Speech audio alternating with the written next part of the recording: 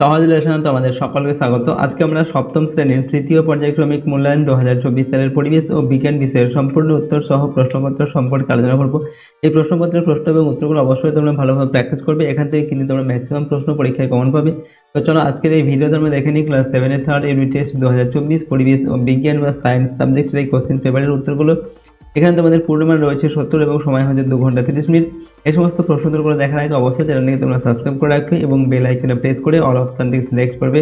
ভিডিওটিতে অবশ্যই লাইক করবে এবং ভিডিওটি বন্ধু বান্ধবের সঙ্গে শেয়ার করবে। আর যদি তোমরা এই সমস্ত প্রশ্ন এবং উত্তরের পিডিএফ ফাইল পেতে চাও তাহলে সহজ লেসন অ্যাপটিকে ইনস্টল করবে। অ্যাপের লিঙ্ক ডেসক্রিপশন বক্সে দেওয়া আছে, সেখান থেকে তোমরা অ্যাপটিকে ডাউনলোড করে নিয়ে চাইলে এই সমস্ত প্রশ্ন এবং উত্তরের পিডিএফ ফাইলগুলো নিতে পারো। দেখো এই কোশ্চেন পেপারের প্রথমে কি রয়েছে, 1 নম্বর থেকে বলা হচ্ছে সঠিক উত্তরটি নির্বাচন করে লেখো। এখানে 21টি প্রশ্ন দেওয়া আছে এবং প্রতিটা প্রশ্নের মান হচ্ছে 1 নম্বর করে।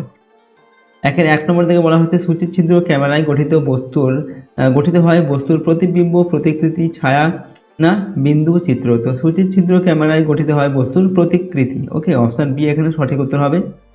এরপর দেখো 2 নম্বর দাগে খুব তাড়াতাড়ি বাষ্পীভবন হয় জল, ইথার, কলসির জল না পারদ। তো খুব তাড়াতাড়ি বাষ্পীভূত হয় সেটা হচ্ছে ইথার, অপশন বি। নেক্সট হচ্ছে 3 নম্বর দাগের প্রশ্ন, বর্ণালী সৃষ্টি হয় আলোর যে ধর্মের জন্য সেটা হচ্ছে প্রতিফলন, প্রতিসরণ না বিচ্ছুরণ না হচ্ছে বিক্ষেপণ। তো বর্ণালী সৃষ্টি হয় আলোর যে ধর্মের জন্য সেটা হচ্ছে আলোর বিচ্ছুরণ। এরপর হচ্ছে 4 নম্বর দাগে বেগের এখানে রয়েছে শুধু মান আছে, শুধু দিক আছে, মান ও দিক উভয় আছে না কোনোটি নেই। তো বেগের মান এবং দিক দুটোই আছে, ঠিক আছে, মান ও দিক উভয়ই আছে, অপশন সি এখানে সঠিক উত্তর হবে। এরপরের প্রশ্ন 5 নম্বর দাগে একক সময়ে বেগের বৃদ্ধিকে বলে। এখানে অপশন রয়েছে ত্বরণ, মন্দন, ভরবেগ না দ্রুতি। তো একক সময়ে বেগের বৃদ্ধিকে বলা হয় ত্বরণ। ওকে, অপশন এ। নেক্সট হচ্ছে 6 নম্বর দাগের প্রশ্ন, বল ও ত্বরণের মধ্যে বিপরীত সম্পর্ক, সরল সম্পর্ক, কোনো সম্পর্ক নেই না কোনোটি নয়। সঠিক উত্তরটি হবে অপশন এ, বিপরীত সম্পর্ক রয়েছে বল ও ত্বরণের মধ্যে। নেক্সট প্রশ্ন 7 নম্বর দাগে রাসায়নিক বিক্রিয়ায় অংশগ্রহণ করে পদার্থের অণু, পরমাণু, নিউট্রন না প্রোটন। তো রাসায়নিক বিক্রিয়ায় পদার্থের পরমাণু অংশগ্রহণ করে। এরপর হচ্ছে 8 নম্বর দাগে জিঙ্ক আয়ন, ঠিক আছে, ও ফসফেট মূলক দিয়ে গঠিত যৌগের সংকেত হবে। এখানে 4টি অপশন দেওয়া আছে, সঠিক উত্তরটি আমাদের বেছে নিয়ে লিখতে হবে। এখানে আমাদের অপশন সি এরটা হবে সঠিক উত্তর, ZN3, ওকে, PO4 হোল 2। এটা হচ্ছে এই ফসফেট মূলকের এই যৌগের সংকেত হবে, ঠিক আছে। নেক্সট প্রশ্ন 9 নম্বর দাগে ক্লোরিনের যোজ্যতা। এখানে অপশন রয়েছে 1, 2, 3 না 5। তো ক্লোরিন এর যোজ্যতা হচ্ছে 1, অপশন এ সঠিক উত্তর। নেক্সট প্রশ্ন হচ্ছে 10 নম্বর দাগে কোনো দ্রবণে pH 7 এর কম হলে দ্রবণটির প্রকৃতি আম্লিক, ক্ষারীয়, প্রশম না কোনোটি নয়। সঠিক উত্তর এখানে হবে অপশন এটা, অর্থাৎ আম্লিক হবে দ্রবণটি। এরপর 11 নম্বর দাগে মিথাইল অরেঞ্জ একটি নির্দেশক অ্যাসিড, ক্ষার না কোনোটি নয়। তো মিথাইল অরেঞ্জ এটি হচ্ছে একটি নির্দেশক, অপশন এ এটা সঠিক উত্তর। এরপর 12 নম্বর দাগে চুল, নখ, চামড়া ও পেশির অপরিহার্য উপাদান হলো কার্বোহাইড্রেট, খনিজ লবণ, প্রোটিন না লিপিড। তো চুল, নখ, চামড়া, পেশির, ঠিক আছে, এগুলোর অপরিহার্য উপাদান হচ্ছে প্রোটিন। নেক্সট হচ্ছে 13 নম্বর দাগে জলে দ্রাব্য একটি ভিটামিন হলো ভিটামিন পি, ডি, ই না কে। তো জলের দ্রাব্য ভিটামিনটা হচ্ছে ভিটামিন বি। পরের প্রশ্ন 14 নম্বর দাগে রাতকানা রোগ হয় যে ভিটামিনের অভাবে সেটা হচ্ছে এ, বি, সি না ডি। তো এখানে উত্তর লিখবো অপশন এটা, ভিটামিন এ এর অভাবে রাতকানা রোগ হয়। নেক্সট হচ্ছে 15 নম্বর দাগে লিপিড জাতীয় খাদ্যটি হলো ভাত, মাছ, তেল না আম। তো এখানে লিপিড জাতীয় খাদ্যটি হচ্ছে তেল, অপশন সি এরটা, ঠিক আছে, লিপিড বা ফ্যাট যেটা। নেক্সট হচ্ছে 16 নম্বর দাগে ভারতবর্ষের সীমানায় বায়োডাইভার্সিটি হটস্পট আছে 4টি, 5টি, 6টি না 1টি।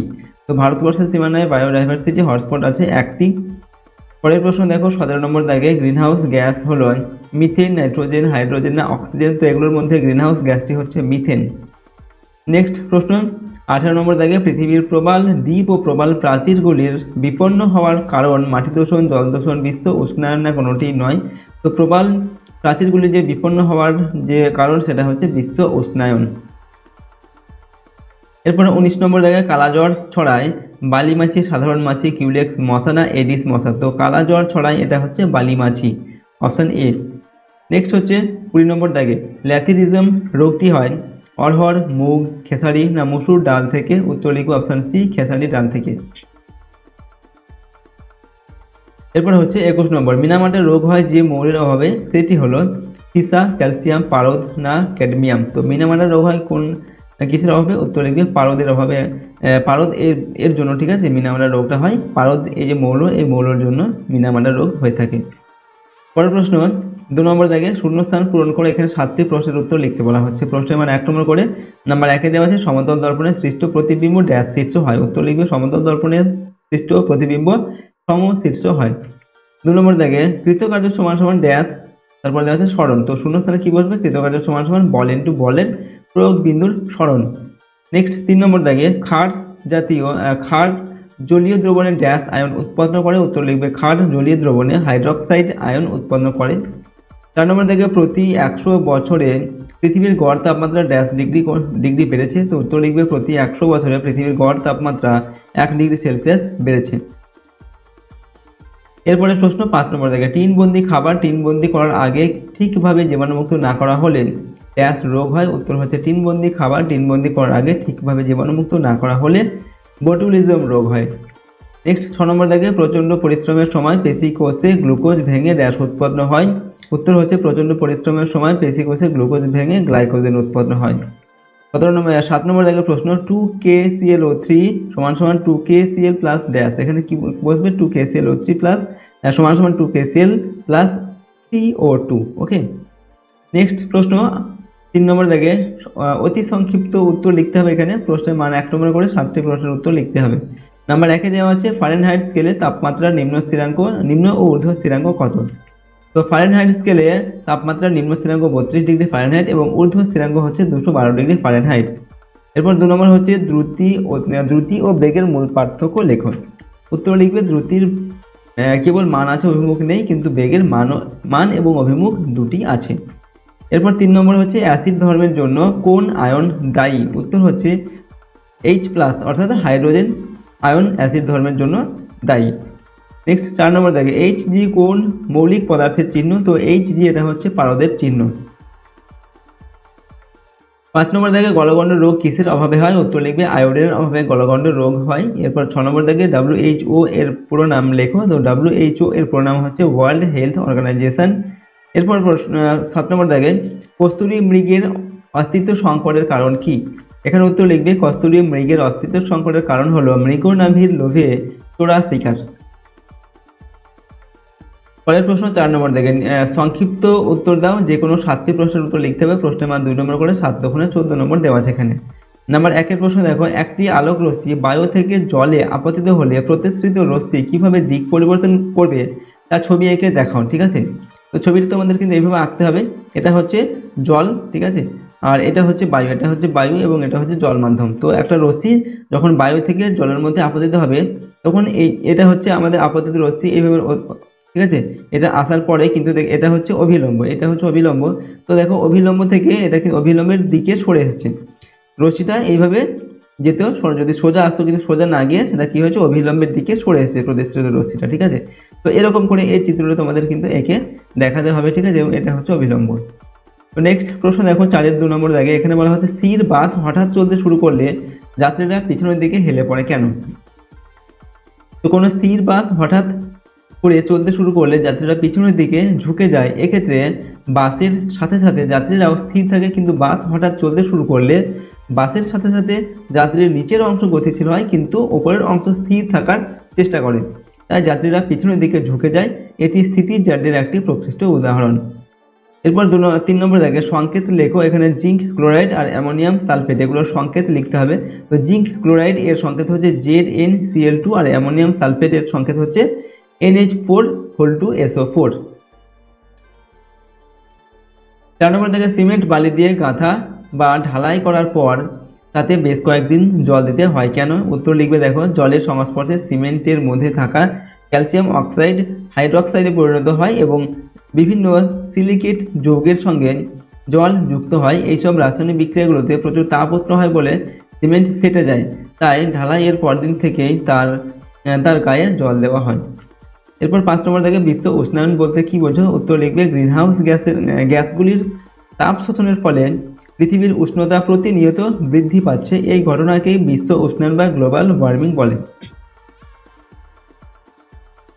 6 নম্বর দাগে পাস্তুরাইজেশন কি, এখানে উত্তর লিখবে খাদ্য পণ্য বিশেষত পানীয় জীবাণুমুক্ত করার পদ্ধতি হচ্ছে পাস্তুরাইজেশন। বিশেষ পদ্ধতিতে উচ্চ তাপমাত্রা প্রয়োগে এই কাজটি করা হয়। 7 নম্বর দাগে ভিটামিন সি এর উৎসগুলি কি কি, উত্তর হচ্ছে কাঁচা লঙ্কা, পেয়ারা, কমলালেবু ইত্যাদি। ঠিক আছে, এগুলোর মধ্যে ভিটামিন সি পাওয়া যায়। এরপর 8 নম্বর দাগে থার্মোমিটারে পারদ ব্যবহারের অসুবিধাগুলি লেখো। তো থার্মোমিটারে পারদ ব্যবহারের অসুবিধাগুলি হচ্ছে 1 নম্বর পারদ সহজলভ্য নয়, 2 নম্বর পারদ একটি বিষাক্ত ধাতু, 3 নম্বর হচ্ছে পারদ থার্মোমিটার ভেঙে যাওয়ার ভয় থাকে। এগুলো হচ্ছে থার্মোমিটারে পারদ ব্যবহারের অসুবিধা। পরের প্রশ্ন 9 নম্বর দাগে 50 ডিগ্রি সেলসিয়াস সমান কত ডিগ্রি ফারেনহাইট। তো এটাকে কীভাবে উত্তর লিখবে তোমরা, দেখো আমরা জানি C/5 সমান F - 32/9। ঠিক আছে, এটা হচ্ছে সূত্র। এই সূত্রটা কিন্তু আমাদের মনে রাখতে হবে। এবার এখান থেকে কিন্তু আমাদের এই ফারেনহাইট স্কেলের মানটা আমাদের বের করতে হবে। তোমরা সি এর জায়গায় 50 বসাবো, যেহেতু সেলসিয়াসের মান দেওয়া আছে 50 ডিগ্রি সেলসিয়াস। তো এখানে সি এর জায়গায় বসালাম আমরা 50, তার নিচে 5। ঠিক আছে, F - 32/9। এবার এটা সমাধান করব। তো F - 32/9 সমান এটা আমরা 50কে 5 দিয়ে ভাগ করে 10 হয়, এটা সমান চিহ্ন ডান দিকে নিয়ে আসলাম। ঠিক আছে, এবার F - 32 সমান কী হবে, এই 9 আর 10 কোনাকুনি গুণ হবে, 9 10 90। এবার F সমান কী হবে, F এখানে 32টা মাইনাস ছিল, ডান সমান চিহ্ন ডান দিকে আসলে প্লাস হবে। তো 90 + 32 সমান হয়ে গেল 122। ঠিক আছে, তো আমাদের উত্তর কী হলো, অতএব 50 ডিগ্রি সেলসিয়াস সমান 122 ডিগ্রি ফারেনহাইট। ঠিক আছে, এভাবে এটা সমাধান করতে হবে। এখানে দেখো তোমাদের এখানে যেটা 50 ডিগ্রি দেওয়া আছে, যদি এখানে 50-এর জায়গায় অন্য কোনো সংখ্যা দেওয়া থাকে 40 কিংবা 60 কিংবা যে কোনো সংখ্যা, সেক্ষেত্রে তোমরা কী করবে, সি এর জায়গায় শুধুমাত্র এই সংখ্যাটা বসিয়ে দিয়ে এই একই নিয়মে কিন্তু এই এফ এর মানটা তোমরা বের করবে। ওকে, 10 নম্বর দাগে এক ব্যক্তি স্থিরাবস্থা থেকে যাত্রা শুরু করে 2 মিনিটে 10 সেমি/সেকেন্ড বেগ অর্জন করলো, তার ত্বরণ নির্ণয় করো। এখানে ত্বরণ সমান কি, V - U/T। ভি হচ্ছে অন্তিম বেগ, আর ইউ হচ্ছে প্রাথমিক বেগ, আর টি হচ্ছে সময়। ঠিক আছে, তো এখানে দেখো অন্তিম বেগ দেওয়া আছে 10। ঠিক আছে, আর 10 সেমি/সেকেন্ড এটা বেগ। ঠিক আছে, আর প্রাথমিক বেগ হচ্ছে 0, স্থিরাবস্থা থেকে সেটা শুরু হয়েছিল, তো 0 হবে। আর 2 মিনিট, টোটাল সময় হচ্ছে 2 মিনিট, অর্থাৎ এটা 60 সেকেন্ড আমরা করলাম। 60 সেকেন্ড অর্থাৎ সেকেন্ডে করলে কত হবে, 60 দুগুণে 120 সেকেন্ড হবে। তো নিচে আমরা 120 লিখেছি। ঠিক আছে, তো এটাকে যদি কাটাকুটি করা হয় কী হবে, এই 0 আর এই 0 কেটে নিচে থাকবে 12, তো 1/12 সেমি/সেকেন্ড স্কোয়ার হবে। ঠিক আছে, সেকেন্ডের মাথায় কিন্তু স্কোয়ার দিতে হবে। ঠিক আছে, তো ত্বরণ আমরা পেলাম 1/12 সেমি/সেকেন্ড স্কোয়ার। এরপর 5 নম্বর দেখেন যে কোনো 7টি প্রশ্নের উত্তর দাও। এখানে প্রশ্নের মান 3 নম্বর করে এবং 7টি প্রশ্নের জন্য 3 × 7 = 21 নম্বর এখানে দেওয়া হয়েছে। নাম্বার 1-এ দেওয়া আছে বিনিময় বিক্রিয়া কাকে বলে, একটি উদাহরণ দাও। ঠিক আছে, তো উত্তর লিখবে যে বিক্রিয়াকারী অণুগুলির উপাদান মৌল ও মূলকগুলি পরস্পরের স্থান বিনিময় করে একাধিক নতুন অণু গঠন করে তাকে বিনিময় বিক্রিয়া বলে। ওকে, যেমন হচ্ছে NaCl + HgNO3 সমান হচ্ছে AgCl + NaNO3। 2 নম্বর দেখে ঘূর্ণন গতি, বৃত্তাকার গতি এবং মিশ্র গতির একটি করে উদাহরণ দাও। এখানে ঘূর্ণন গতির উদাহরণ হচ্ছে নাগরদোলার গতি, বৃত্তাকার গতি যেমন হচ্ছে ঘড়ির কাঁটার গতি, এবং মিশ্র গতির উদাহরণ হচ্ছে সাইকেলের চাকার গতি। এরপর 3 নম্বর দাগে নিচের বিক্রিয়াগুলির সমতা বিধান করো। এখানে কিছু বিক্রিয়া দেওয়া আছে, এগুলো সমতা বিধান করে লিখতে হবে। যেমন প্রথমটা রয়েছে PbNO3(2), এখানে অ্যারো দেওয়া আছে। তারপর PbO + NO2 + O2। তো এটাকে যদি আমরা সমতা বিধান করি আমরা কি করব, এখানে PbNO3(2) এর আগে 2 লিখব এবং PbO এর আগে 2 হবে এবং NO2 এর আগে আমরা 4 লিখব। ঠিক আছে, তাহলে কিন্তু সমান চিহ্ন ডান দিকে বাঁ দিকে সমস্ত পরমাণুগুলো আমাদের সমান হয়ে যাবে। তোমরা এটা চাইলে চেক করে নেবে। ঠিক আছে, তোমরা চেক করে দেখে নিতে পারো। এরপর নাম্বার বিতে দেওয়া আছে NaOH + H2SO4, এখানে আরও দেওয়া আছে Na2SO4 + H2SO4। ঠিক আছে, এটাকে যদি আমরা সমতা বিধান করি তোমরা কী করবো, NaOH এর আগে লিখবো 2। ঠিক আছে, এবং H2O এর আগে লিখবো 2। ঠিক আছে, তাহলে সমান চিহ্ন ডান দিক বাঁ দিক পরমাণু আমাদের সমান হয়ে যাবে। ঠিক আছে, এইভাবে কিন্তু এটাকে সমতা বিধান করতে হবে। পরের প্রশ্ন দেখো, নাম্বার 4-এ আলোর প্রতিসরণের নিয়ম দুটি লেখো, বর্ণালী কী। এখানে আলোর প্রতিসরণের নিয়ম কি, 1 নম্বর হচ্ছে আপতিত আলোকরশ্মি, প্রতিফলিত আলোকরশ্মি ও আপাতন বিন্দুতে অঙ্কিত অভিলম্ব একই সমতলে থাকে। আর 2 নম্বর নিয়ম বা 2 নম্বর সূত্র হচ্ছে আপাতন কোণ ও প্রতিফলন কোণের মান সমান হয়। ঠিক আছে, এরপর বর্ণালী কি সেটা আমরা লিখব। সূর্যের আলো কাঁচের প্রিজমের মধ্যে দিয়ে যাওয়ার সময় বিভিন্ন রঙের আলো আলাদা হয়ে যায়। আমরা এই রঙগুলোর মধ্যে চোখে দেখে চোখে দেখে মোটামুটিভাবে 7টা রঙের আলো আলাদা করতে পারি। এই 7টা আলাদা হওয়া আলোকপটিকে একসঙ্গে বর্ণালী বলে। পরের প্রশ্ন 5 নম্বর থেকে, মাটির কলসিতে জল ঠান্ডা থাকে কেন আর জলের বাষ্পীভবনের লিনতাপ কত?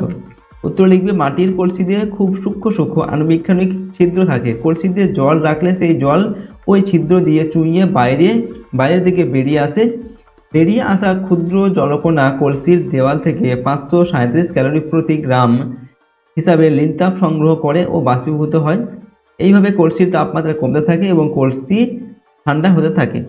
ঠান্ডা কলসিতে থাকা জলের তাপমাত্রাও কমতে থাকে, তাই মাটির কলসির জল ঠান্ডা থাকে। ঠিক আছে, এরপর বলা হচ্ছে কি জলের বাষ্পীভবনের লিনতাপ কত? তো সিজিএস পদ্ধতিতে জলের বাষ্পীভবনের লিনতাপ হচ্ছে 537 ক্যালোরি পার গ্রাম। পরের প্রশ্ন 6 নম্বর দাগে, পৃথিবীর জীববৈচিত্র্য হ্রাসের কারণগুলি লেখো। তো পৃথিবীর জীববৈচিত্র্য হ্রাসের কারণ 1 নম্বর হচ্ছে হারিয়ে যাচ্ছে বাসস্থান।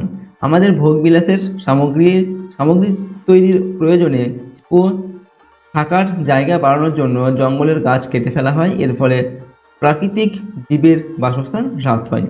2 নম্বর চোরা শিকারীদের লোভ অনেক প্রাণীর অস্তিত্বকে বিপন্ন করে তুলেছে। 3 নম্বর জলবায়ুর পরিবর্তন পাল্টে দিতে পারে জীবদের চেনা পরিবেশ, সেই নতুন পরিবেশে মানিয়ে নিতে না পারলে তাদের অস্তিত্ব সংকটাপন্ন হয়ে পড়ে।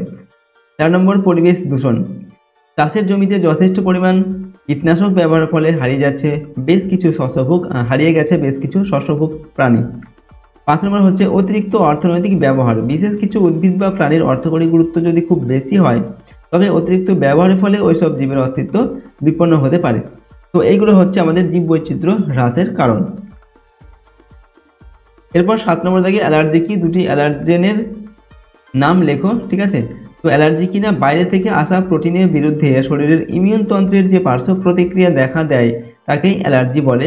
আর যে সকল বস্তুর দ্বারা অ্যালার্জি হয় তাকে অ্যালার্জেন বলে। দুটি অ্যালার্জেনের নাম হচ্ছে ডিম, ধুলো, এগুলো, অর্থাৎ এগুলোর মাধ্যমে কিন্তু আমাদের অ্যালার্জি হয়ে থাকে। ঠিক আছে, অনেকেরই। এরপর 8 নম্বর দাগের প্রশ্ন, মানবদেহে অ্যাসিড ও ক্ষারের ভারসাম্য কোন কোন বিষয়ের উপর নির্ভর করে?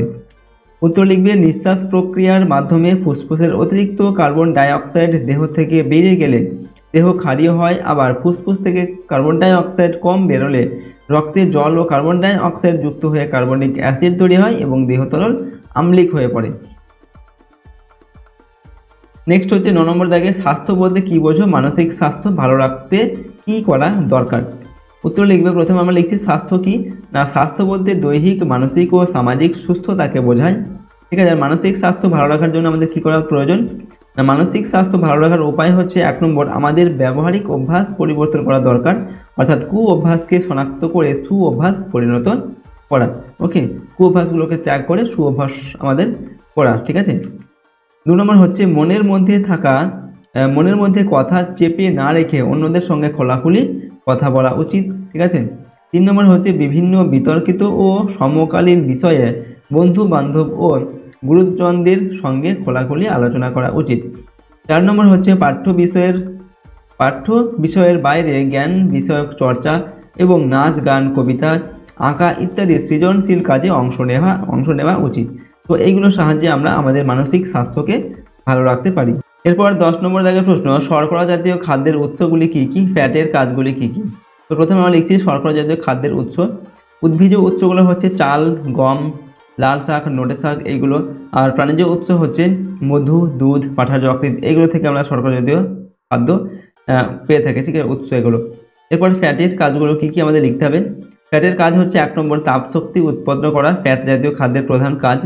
2 নম্বর ফ্যাট প্রাণীদেহে মেদ রূপে ভবিষ্যতের জন্য খাদ্যের উৎস হিসাবে সঞ্চিত থাকে। এরপরে হচ্ছে ফ্যাট মলাশয় ও পায়ু পিচ্ছিল করে মল নিঃসরণে সহায়তা করতে, এগুলো হচ্ছে ফ্যাটের কাজ। ঠিক আছে, ফ্যাট জাতীয় খাদ্যের কাজ। তো দেখো, আজকের এই ভিডিওতে আমরা তোমাদের ক্লাস 7-এর পরিবেশ ও বিজ্ঞান বা সায়েন্স সাবজেক্টের একটি কোশ্চেন পেপারের সম্পূর্ণ উত্তর কিন্তু আমরা এখানে আলোচনা করলাম। প্রতিটি প্রশ্ন উত্তর খুবই গুরুত্বপূর্ণ তোমাদের পরীক্ষার জন্য, সুতরাং সমস্ত প্রশ্ন উত্তরগুলো অবশ্যই তোমরা ভালোভাবে প্র্যাকটিস করে নেবে। এর মধ্যে থেকে কিন্তু তোমরা প্রচুর প্রশ্ন পরীক্ষায় কমন পাবে। ঠিক আছে, আর আমাদের এই চ্যানেলে যদি তোমরা নতুন হয়ে থাকে চ্যানেলটিকে প্লিজ সাবস্ক্রাইব করে রাখবে এবং পাশের বেল আইকনে প্রেস করে অল অপশানটিকে সিলেক্ট করবে। পরবর্তী ভিডিওগুলো পাওয়ার জন্য ভিডিওটিতে অবশ্যই লাইক করবে, ভিডিওটি বন্ধু বান্ধবীর সঙ্গে শেয়ার করবে।